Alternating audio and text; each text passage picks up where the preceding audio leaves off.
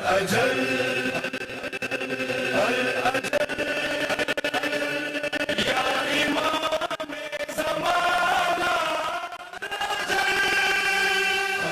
علیکم ناظرین، سید انجم نقوی پروگرام ظہوری کام لے کے حاضر خدمت ہے۔ ناظرین تمام دنیا سے، علماء سے، مومنین مومنات سے انٹرویوز دے رہے ہیں، آپ کے شکر گزار ہیں، آپ ہمارا ساتھ دے رہے ہیں۔ ناظرین اس پروگرام کا مقصد یہ کہ ہم خود جاگیں، دوسروں کو جگائیں۔ وقت کی ضرورت ہے، وقت تیزی سے گزر رہا ہے، اگر ہم نے جاگنے میں دیر کی تو ہمارا انجام اللہ نہ کرے ان لوگوں میں جو امام کا ساتھ چھوڑ دیتے ہیں۔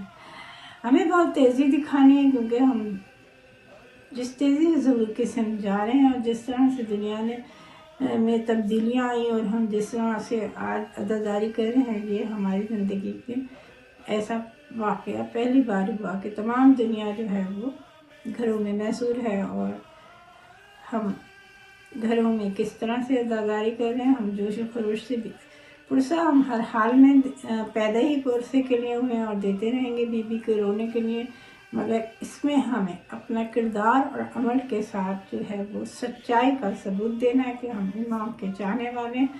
ہمیں اپنے کردار میں، عمل میں تبدیلی لانی ہے۔ اگر ہم یہ تبدیلی نہیں لائے تو ہمارا یہ رونا ہمارے لیے کچھ بھی ہمیں فائدہ نہیں پہنچائے گا، جب تک کہ ہم اپنے وقت کے امام کے لیے عملی طور پہ قدم نہ رکھیں۔ کیونکہ لشکر یزید بھی رو رہا تھا ظلم کر کے، تو کیا آیا اللہ نہ کرے اس کو کیا معافی مل جائے گی؟ ہرگز نہیں۔ اللہ نے ان کو لعنت بھیجی اور وہ لعنت اللہ ہو گئے۔ اللہ نے قرآن میں پہلے ہی کہہ دیا کہ ہم ظالمین کو امامت نہیں دیں گے۔ دنیا میں جتنے بھی انبیاء، نبی، پیغمبر آئے، ان کا مقصد ایک ہی تھا کہ دنیا سے ناانصافیوں کو ختم کر کے عدل انصاف قائم کیا جائے، خدا کی پہچان کرائی جائے اور ظلم کو ختم کیا جائے اور ظلم کے خلاف آواز اٹھائی جائے۔ پیغمبر اسلام صلی اللہ علیہ وسلم اور تمام انبیاء رسولوں پہ اس ہدایت کے راستے پہ چلنے کی وجہ سے ظلم کیے گئے اور انہیں تکلیفیں، اذیتیں دی گئیں۔ کتنا بدنصیب ہے یہ انسان جس نے شیطان کے ہاتھ میں اس کا آلے کار بن کے ان ہستیوں کو ستایا۔ اور نبی کریم صلی اللہ علیہ وسلم نے فرمایا کہ جتنا ظلم مجھ پہ ہوا کسی نبی رسول پہ نہیں ہوا۔ کفر ہمیشہ ظلم کرتا رہا اور نمائندہ خدا ہمیشہ مظلوم رہا۔ اللہ نے راستہ بتا دیا کہ ہدایت کا راستہ ہے، گمراہی کا راستہ ہے۔ شیطان کی سمت گمراہ جائیں گے اور گمراہی میں جو جائے گا وہ جہنم میں جائے گا۔ خدا نے بہت سخت عذاب رکھا اور سختی سے بتایا کہ میں جہنم میں چن دوں گا اور جہنم کو بند کر دوں گا، کوئی فریاد نہیں سنوں گا اس وقت۔ نبی کریم صلی اللہ علیہ وسلم تک، تمام آدم سے لے کے آخری نبی تک، یا تو کفر تھا یا ایمان تھا۔ غدیر کے میدان میں ملائے کائنات علی بن ابی طالب علیہ السلام کی ولایت کا اعلان ہوا تو ایک طبقہ ایسا پیدا ہوا جنہیں منافقین کہتے ہیں۔ وہ منافقین جو زبان سے محبت کا اظہار اور دل میں نفرت اور بغض رکھتے ہیں۔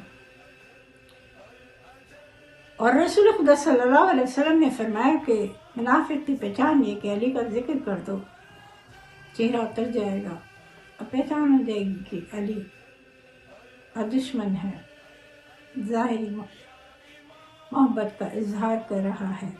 مولا کائنات علی ابن ابی طالب علیہ السلام سے یہ دشمنی، یہ بغض کی آگ، منافقوں کا ظلم کربلا میں نظر آیا۔ کھل کر یزید نے کہا اپنے بھرے دربار میں کہ کاش میرے آباء و اجداد زندہ ہوتے تو میں انہیں بتاتا کہ آج میں نے بدر و حنین خندق کا بدلہ لے لیا۔ وہ جناب بی بی زینب علیہ السلام عامر سجاد کو طاق و زنجیر میں اس نے اپنے دربار میں بلایا، سجایا، اور کس بے دردی سے بچوں کو دربار میں بلایا، مگر جب امام نے خطبہ دیا، امام سجاد علیہ السلام نے خطبہ دیا تو اس نے اذان دلوا دی تاکہ امام کا خطبہ نہ سن سکے۔ مگر جب امام نے پوچھا کہ اے یزید، یہ اذان میں جو نام لیا جا رہا ہے اشہد ان محمد رسول اللہ، یہ تیرے جد ہیں یا میرے جد؟ تو یزید کو کہنا پڑا کہ یہ آپ کے جد ہے۔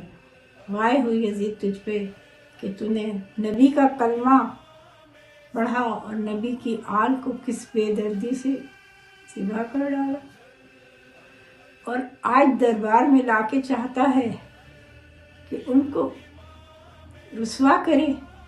خدا نے انہی کے ذریعے تیری رسوائی کا انتظام کیا، تیرے ظلم کو اشکار کر دیا، اور جتنے تو نے دنیا سے وقت بلائے تھے ان سب کو پتہ چل گیا کہ تو نے اپنے نبی کے ساتھ، اولاد کے ساتھ، اور نبی کے اولاد کے بچوں سے، بیویوں پہ کیا کیا ظلم کیے، اور بی بی زینب کے ذریعے آج پوری کائنات میں یہ ظلم کی داستان گھر گھر ہے، سب کو پتہ ہے کہ یہ قیامت کربلا میں نبی کی اولاد پر مسلمانوں نے ہی ڈھائی۔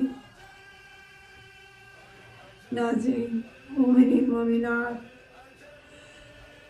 آج ایک فرزند نبی صلی اللہ علیہ وسلم، امام زمانہ، آج بھی غیبت میں ہے۔ ان ظالموں کی وجہ سے اللہ نے غیبت میں قیامت تک زندہ رکھنا تھا۔ آج بھی امام منتظر ہے کہ ہم صدر دے۔ امام کو کتنی جلدی ہے، اتنی دیر ہے، امام کتنے بے چین، امام کتنے صدیوں سے صبر کر رہے ہیں۔ یہ میڈیا کا دور ہے، اب تو ہمیں جاگ جانا چاہیے۔ اتنی ترقی دنیا میں ہو گئی، ان سے کچھ نہیں چھپا، مگر ہم دیکھ رہے ہیں شیطان کتنی تیزی سے کام کر رہے، پھر بھی ہم غافل ہیں۔ ہم کیوں نہیں جاگ رہے؟ خدا را جاگے، ایک دوسرے کو جگائیے، اٹھیے۔ آئیے ناظرین، اپنے مہمان کی طرف چلتے ہیں اور ان سے سوال کرتے ہیں۔ السلام علیکم، میرا آپ سے سوال ہے کہ کیا ہم اپنے گھروں کی نجاستوں کو پاک کریں، اپنے گھر کے ماحول میں تبدیلی لا لیں کہ ہمارے وقت کے امام ہم سے راضی ہوں، یا ہم غافل ہیں؟ اس پہ روشنی ڈالیے۔ اعوذ باللہ من الشیطان الرجیم، بسم اللہ الرحمن الرحیم، الحمدللہ رب العالمین، کربلا کا وارث نازنین کا وارث ناجی کا وارث اپنے گھر کے لیے محمد رحمت کا وارث محیط المجد یار اماموں کی درجات کا اس دور میں تو تبصرہ سلام شریف کا قرآن سلطان زمین زمان مقدم میں علی مائنا امام مہدی صلی اللہ علیہ وسلم اپنے عمل کے دین سے ولی صاحب اللہ سلام اللہ اجمعین۔ آپ کا جو سوال ہے سیدہ، ماشاءاللہ بہت خوبصورت، بہت باکمال سوال ہے کہ غیبت کے اس دور میں مومن کے گھر کا ماحول کیسا ہونا چاہیے جس سے امام راضی ہوں۔ کتنا اہم سوال آپ نے کیا، اور ہمیشہ کی طرح میرا دل چاہتا ہے کہ میں اس پہ بڑی تفصیلی گفتگو کروں، لیکن چونکہ ہمارے پاس پروگرام کا وقت اتنا نہیں ہوتا کہ اس پہ ہم بہت تفصیلی جا سکیں، چند گزارشات پیش کرنا چاہوں گا۔ سب سے پہلے غیبت اور مومن، بہت اچھی بات ہے، آپ نے کیا کمال تعلق جوڑا ہے کہ مومن ہی وہ ہے جو مولا کی غیبت کو محسوس کرے۔ وہ جو مولا کی غیبت کو محسوس نہ کرے شاید وہ مومن نہیں۔ جس کو یہ اندازہ ہی نہ ہو کہ اس کا صاحب و زمان غیبت میں ہے اور اس کے صاحب و زمان نے آنا ہے، یہ مومن کا ایک معیار ہے۔ اور دوسری بات آپ نے بڑی خوبصورت کی، مومن گھر کا ماحول کیسا رکھے۔ دیکھیں، ہر وہ چیز شریعت نے جو منع فرمائی ہے، یقیناً بانی شریعت کا لخت جگر ہے۔ لہ و لعب کی چیزیں اور ایسی چیزیں جن کے بارے میں شریعت نے واضح طور پہ احکامات دے کر منع فرمایا ہے، ان چیزوں کا رکھنا بالکل ہی حرام ہے گھروں میں، نمبر 1۔ نمبر 2، دوسری چیز، اور ویسے بھی میں مومنین کرام میں یہ عرض کرتا پھر رہا ہوں جگہ جگہ، جس کے گھر پہ غازی کا علم لگا ہو، اس گھر کے اندر کوئی ایسی چیز نہ ہو جس کی وجہ سے غازی کے لگے ہوئے علم کو شرمندگی ہو کہ میں کہاں کھڑا ہوں اور کہاں نیچے میرے سائے میں ہو کیا رہا ہے۔ اور اسی ضمن میں عرض کرنا چاہوں گا، گھر کا ماحول خوبصورت بنانا بہت ضروری ہے۔ اس میں عورت کا بڑا کردار ہے، ماؤں بہنوں بیٹیوں کا بڑا کردار ہے۔ مائیں بہنیں بیٹیاں گھر کے ماحول کو بڑے خوبصورت انداز میں سنوار سکتی ہیں، بنا سکتی ہیں۔ مثلا اگر گھر کا ماحول بہترین بنانا ہے، ہر نماز के बाद माँ अपने बेटे को, बीवी अपने शौहर को, बहन अपने भाई को ये ताकीद करे और ख़ुद भी हर नमाज के बाद अल्लाहुम्मा कुल्ले वली कल मिल के विर्द करे। पूरी दुआए ताजील इमाम ज़मान अलैहिस्सलाम का कनूत में भी कोशिश करे।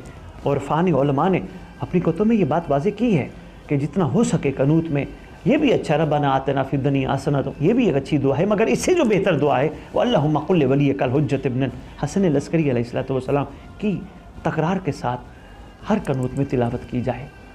एक चीज़। दूसरी चीज़, माएँ घर की बड़ी जब घर के माहौल को इमाम ज़मान अलैहिस्सलाम की गैबत में मौला के लिए तैयार करने की कोशिश करें तो ये ज़रूर बच्चों में, घर वालों में शौर बेदार करें। इमाम का ज़हूर अचानक होना है, कहीं हम घर में किसी ऐसी हालत में ना हो, किसी ऐसी कैफियत में ना हो कि इमाम जब ज़हूर करें और हमें याद ही ना फरमाएं। हमारे घर के माहौल को बहुत अच्छा होना चाहिए। मसलन हम जो आपस में छोटी छोटी बातों पे बैठ के बहस करते हैं, हमें वो नहीं करनी। हम बैठ के, औरतें बैठी हैं, 2-3 बैठी हैं, बैठ के उसकी बात छेड़ी, उसकी बात छेड़ी, बिल्कुल नहीं। अगर हमारे पास वक्त है तस्बीह लेके अल्लाह जलिया साहिब ज़मान, अल्लाह जलिया साहिब ज़मान, अल्लाह जलिया साहिब ज़मान। खाना तैयार किया माओ बहनों बेटियों ने, घर का माहौल बेहतरीन करना है तो लाजिम है खाना तैयार करने से पहले, हत्ता के आटा गूंदने से पहले, हत्ता के खाने की नीयत करने पर बावुज़ू हूँ और इस नीयत और इस इरादे के साथ ये मैं खाना तैयार कर रही हूँ, अल्लाह करे मेरे इमाम का ज़हूर हो जाए और मैं खुश नसीबों में से एक करार पा जाऊँ कि मेरा बना हुआ हाथों का खाना मेरे इमाम तक पहुँच जाए। इस नीयत से खाना बनाए। ये घर का माहौल पता क्या होगा, जब इस नीयत से खाना बनाएगी खातून, बावुज़ू होकर दुआ इमाम ज़माना पढ़ते हुए इंतज़ार इमाम ज़माना में खाना बनाएगी, कैसे नहीं हो सकता कि खाने का असर बच्चों पे ना हो? कैसे नहीं हो सकता उनकी तरबियत में कमाल ना आए? कैसे नहीं हो सकता? जिस चीज़, यानी कि हम एक मेडिसिन लेते हैं, छोटी सी मेडिसिन है, पाकिस्तान में डिस्प्रिन कितने की मिलती है? 1 रुपये की मिलती है, 2 रुपये की मिलती है। हमारा सर का दर्द, हमारी तबीयत, हमारे जिस्म में दर्द उस एक डिस्प्रिन से बेहतर हो सकता है जब खाने में इतनी पाकीज़गी और तहारत शामिल हो जाएगी, खाने में इतना कमाल शामिल हो जाएगा, ज़िंदगी में क्यों नहीं असर आएगा?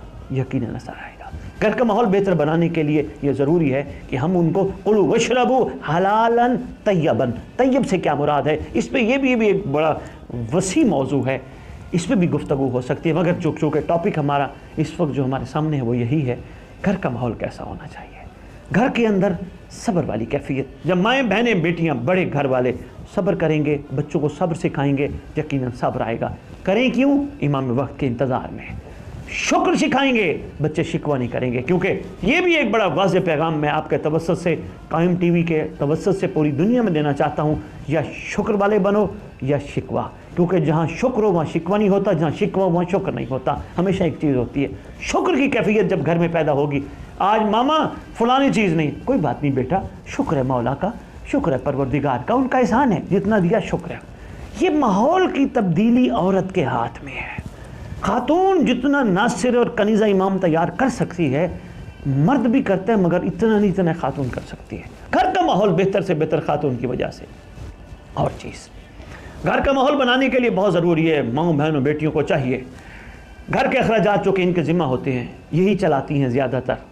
इनको चाहिए जहाँ 100 खर्च होता है वहाँ 80 खर्च करें, जहाँ 80 खर्च होते हैं वहाँ 60 खर्च करें। क्यों? वो 20 रुपये 20 रुपये 40 रुपये 20 रुपये इमाम वक्त के लिए रहदा रखती जाए। बरकत इतनी होगी शायद आपके जहन में भी इसका गुमान नहीं होगा, इतनी बरकत होगी, इतनी बरकत होगी। छोटा सा कुलियत देने लगा, पैसे थोड़े थोड़े करें क्या उन पैसों से?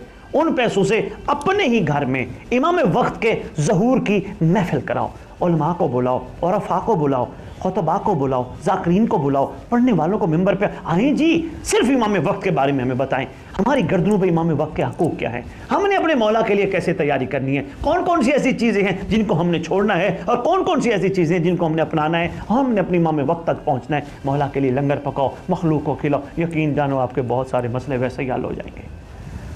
ये फजूल खर्चियाँ जो हम अक्सर अपनी ज़िंदगियों में कर जाते हैं और बाद में पशेमान रहते हैं, अगर घर का माहौल बेहतर बनाना है तो अपने इमाम वक्त के लिए कुछ ना कुछ लाजमी निकालो और इमाम वक्त के ज़हूर की राह हमवार करने के लिए उस पैसे को खर्च करो। इमाम के नाम के स्टिकर छपवाओ, इमाम के नाम के बैनर छपवाओ, इमाम के नाम की कुतुब छपवाओ। मुझे एक बंदे की बड़ी सैयदा में एक बात करने लगा हूँ, हो सकता है बहुत सौ को अच्छी ना लगे, लेकिन ये बात हकीकत है, जो किताब मेरे पास इस वक्त भी मौजूद है। उन्होंने बड़ी खूबसूरत बात की है। वो कहते हैं जितना امام کے نام پہ پیسہ اکٹھا ہوتا ہے پوری دنیا میں، کم از کم پیسہ اکٹھے کرنے والوں کو چاہیے امام کی معرفت کی کوئی ایک کتاب چھپوا کر ہر زبان میں ترجمہ کروا کر ہزاروں کی تعداد میں ہر ملک میں بھیجیں. کم از کم نجات دہندہ کا تصور تو ہر جگہ موجود ہے نا. لوگوں میں یہ شعور بیدار کرنے کی تو کوشش کریں. میرا خیال میں آج کے آپ کے سوال کی مناسبت سے دل تو چاہ رہے میں آپ کی خدمت میں بہت کچھ بیان کروں، لیکن میں صرف اتنا ہی عرض کروں گا کہ اگر ان چیزوں پہ ہی غور کر لیا جائے تو گھر کا ماحول بہت اچھا بن جائے گا. غصے ختم ہو جائیں گے، پریشانیاں ختم ہو جائیں گی، ٹینشنیں ختم ہو جائیں گی. ہر وقت امام ہوگا.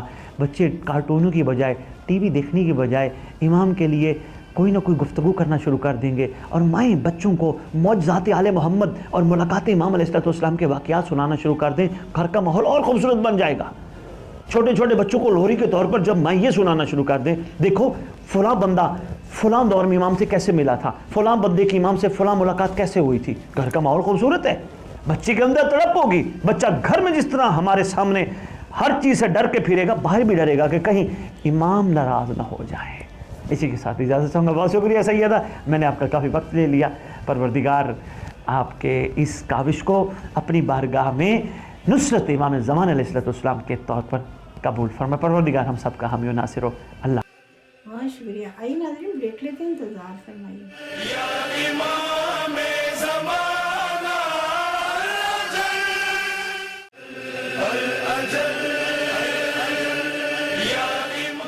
ناظرین بریک کے بعد واپس آ چکے ہیں. چلتے ہیں اپنے مہمان کی طرف. السلام علیکم. میرا آپ سے سوال ہے کہ دنیا نے کروٹ کی ضرور قریب طرح ہم تیار ہیں یا غافل ہیں؟ اس پہ روشنی ڈالیے. اعوذ باللہ من الشیطان اللعین الرجیم. بسم اللہ الرحمن الرحیم. ان اللہ وملائکتہ یصلون علی النبی یا ایھا الذین آمنوا صلوا علیہ وسلموا تسلیما. اللہم صل علی محمد وآل محمد وعجل فرجہم. سب سے پہلے ہم لوگ جو صلوات پڑھتے ہیں اس میں کہتے ہیں وعجل فرجہم، یعنی ہم چاہتے ہیں کہ امام کا ظہور ہو جائے. ہم چاہتے تو ہیں کہ امام کا ظہور ہو جائے. ہم نے اس کے لیے تیاریاں کتنی کر رکھی ہیں؟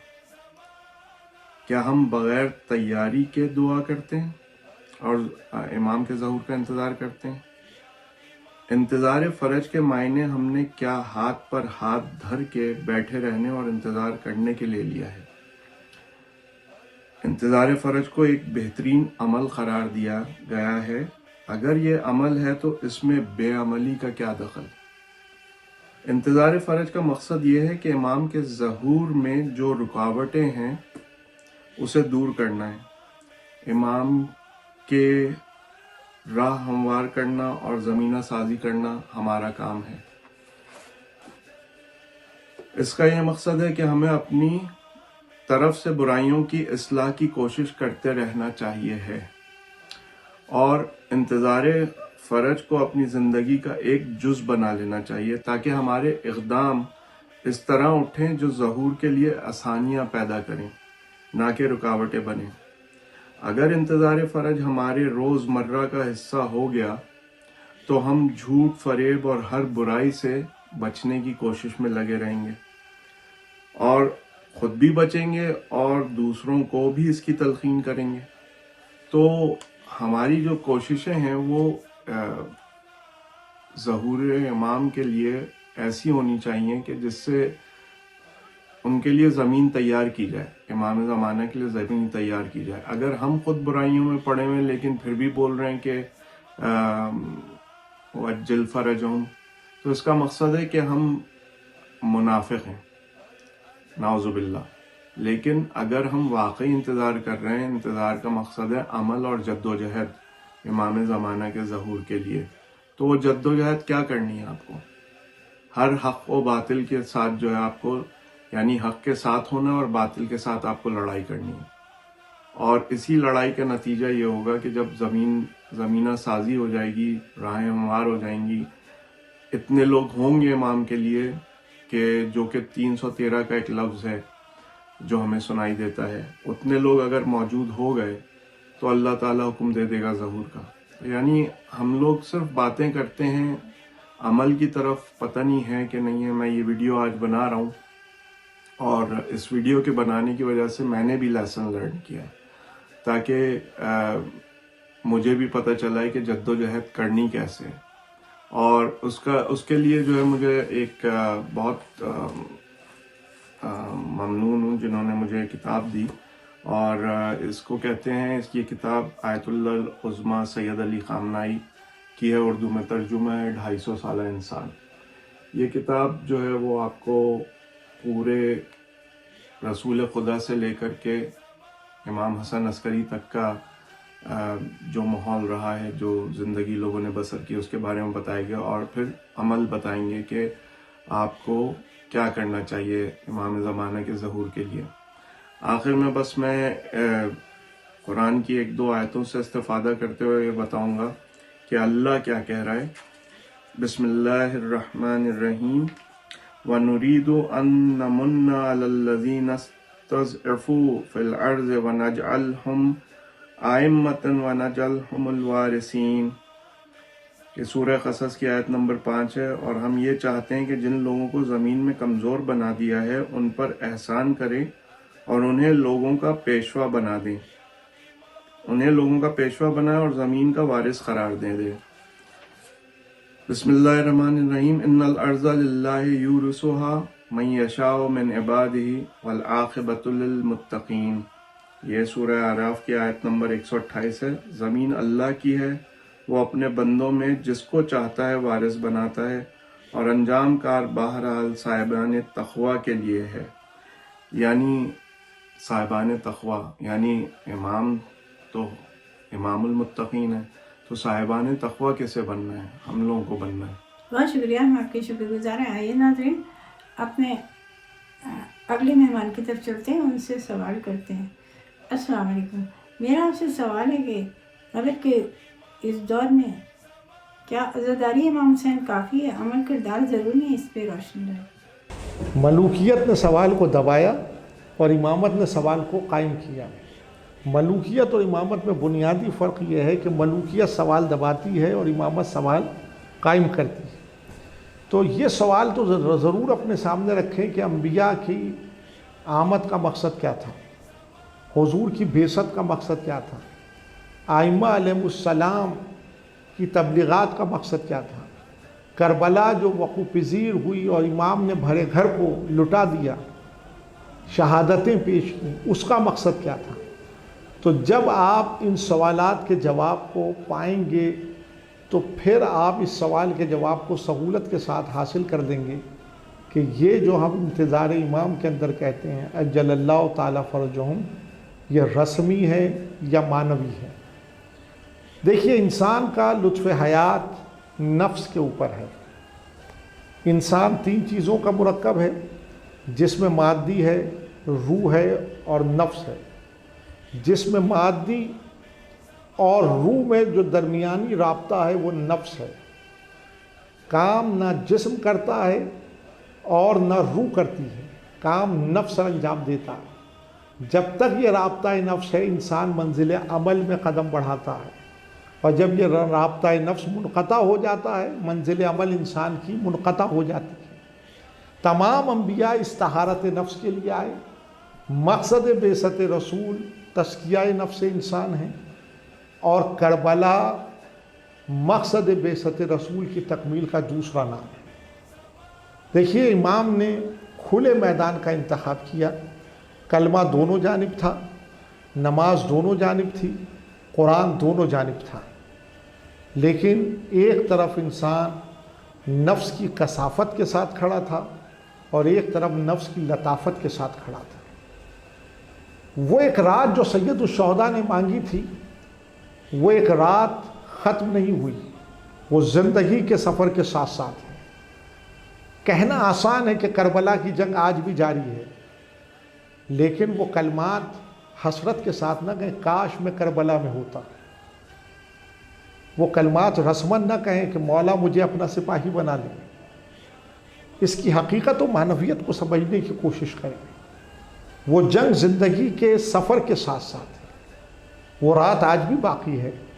میں اس مکالمے کو خود پہ منطبق کرتا ہوں کہ میں شب عاشور میں سانس کھینچ رہا ہوں۔ जिस दिन इस नफ्स में सवाल गायब हाजिर हो जाएगा, मैं तारीकी शब आशूर को चीर कर सफ़ेद शहर आशूर में कदम रखूँगा, और जब मैं सफ़ेद शहर आशूर में कदम रखूँगा तो मुझे ये कहना नहीं पड़ेगा कि मौला मुझे अपना सिपाही बना ले, बल्कि मौला आगे बढ़ के कहेंगे कि ये मेरा सिपाही आ रहा है। दाराए दीन में पाबंद शरा तमाम इबादत का खुलासा ये है कि इंसान इस नफ्स को मुज़क्का बनाए, इस नफ्स को तय्यब व ताहिर बनाए, इस नफ्स को पाकीज़ा बनाए।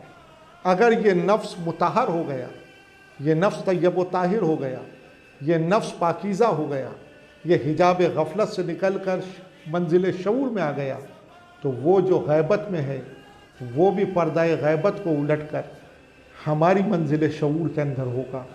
हमें ये नहीं कहना पड़ेगा कि मौला हमें अपना सिपाही बनाए, वो आगे बढ़ के कहेंगे कि ये मेरा सिपाही आ रहा है। दुआ दम बदम बस यही है कि गमे सरवर में खाक हो जाऊं, गमे सरवर में खाक हो जाऊं, या इलाही मैं पाक हो जाऊं। नाज़रीन, 10 मुहर्रम गुजर चुकी।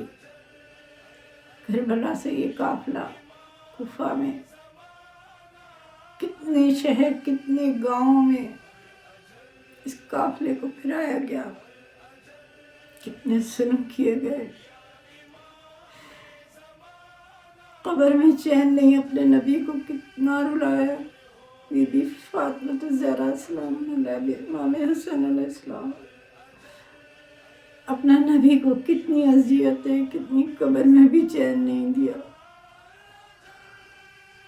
किस तरह से नन्हे नन्हे बच्चों को कैदों में रखा जाना, हवा न पानी, भूख। इतने बच्चों ने, छोटे छोटे बच्चों ने 72 शहदा के लाशें देखे, भूख प्यास, बच्चे कैसे पानी मांगते।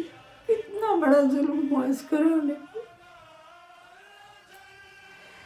करबला से शाम तक 40 बीबियाँ थी जिनकी गोदों में बच्चे थे।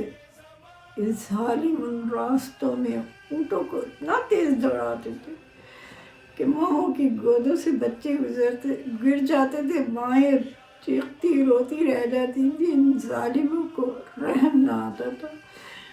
करबला से कुफा तक कितने जगह जगह कब्रें नन्हे नन्हे बच्चों की हैं जो हम तसव्वुर नहीं कर सकते। किस तरह गुरूर और तकब्बुर से दरबारों को सजाया गया, किस तरह बीबी को दरबार से बाहर घंटों खड़ा रखा। कितनी अज़ियत। जब हम इस अज़ियत के लिए रोते हैं तो याद कीजिए, वक्त के इमाम को पुकारिए कि माँ हम अब गुनाह नहीं करेंगे। इमाम हाजी, या अल्लाह हमारे वक्त के इमाम को भेद ज़रूर कर दे कि इमाम को सुकून नसीब हो जाए, इमाम के दिल को ठंडक मिल जाए, कातिलों से बदला लेके। इमाम आज कितने मजलूम हैं, कितनी सदियों से इस इंतकाम के लिए बेचैन है। हम तैयार नहीं है। उठिए, आइए नाज़रीन, अपने मौला के रास्ते के कांटों को उठाएं और उसकी जगह हम फूल रखते हैं नेकियों के। अपने हमारे इमाम हमसे राज़ी होंगे।